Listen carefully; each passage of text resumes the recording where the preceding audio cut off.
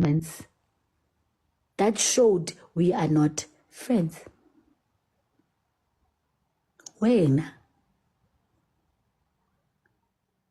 you were friends for more than 5 years, shared so much, and then such katas are coming out, and you are saint? You are saint? You didn't do anything. You don't know anything. Let's how ditlazwa. There's no way. Anyeke uchomane nomuntu more than 5 years. More than 5 years. Ayenza lezinto o2 years enza bese wena uthi no.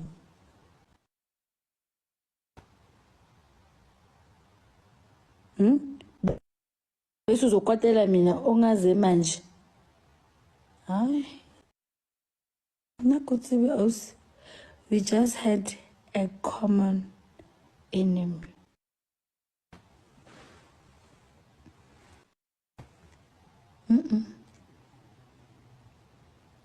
Asibangani. Leyo nje ikhohlwe. We are not friends. Huh? You. Je. Isibindi sokuthi uye live. Angikwazi awungazi.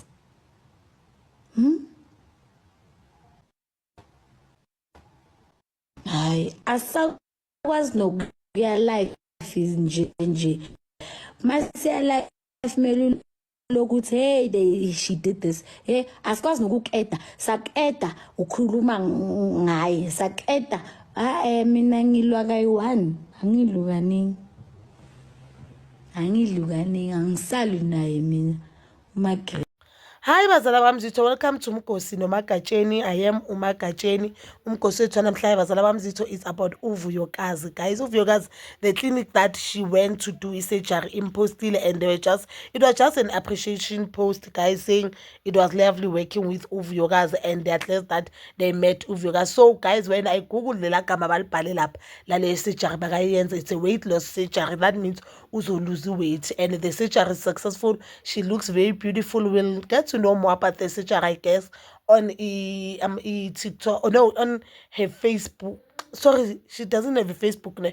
On her YouTube channel. So I know that I made a video, guys, and I be suspicious the hands basically lapha, but I still believe that Uvuyokazi lapha take Iberambe or someone. So guys, I guess we'll get the full details on surgery kuye Uvuyokazi from the Horses Month. And manje akakapost next, but the clinic has already posted Uvuyokazi. You know, guys, one thing about Uvuyokazi, I think she's happy now and she's making her own man.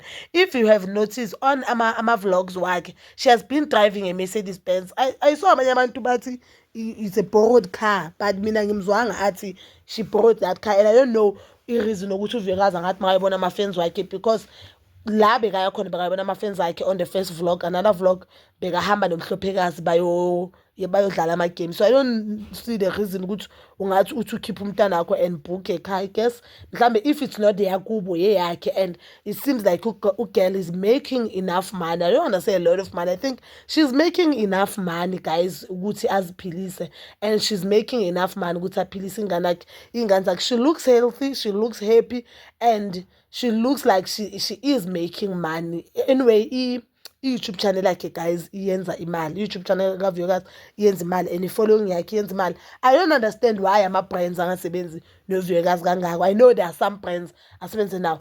If I think i-following kaVuyokazi iyavuma ukuthi ama-brand, lot of brands asebenze nayo ngoba abantu abaningi bamthanda, guys, especially ladies. How just make i-video wena ubona something engekho right ngoVuyokazi, ubone wena ukuthi anyeke abantu bakungenele na. But-ke Uvuyokazi was happy and is making money. We'll just wait for yena ukuthi achaze ukuthi eTurkey bazala bamzitho bekayoyenzani.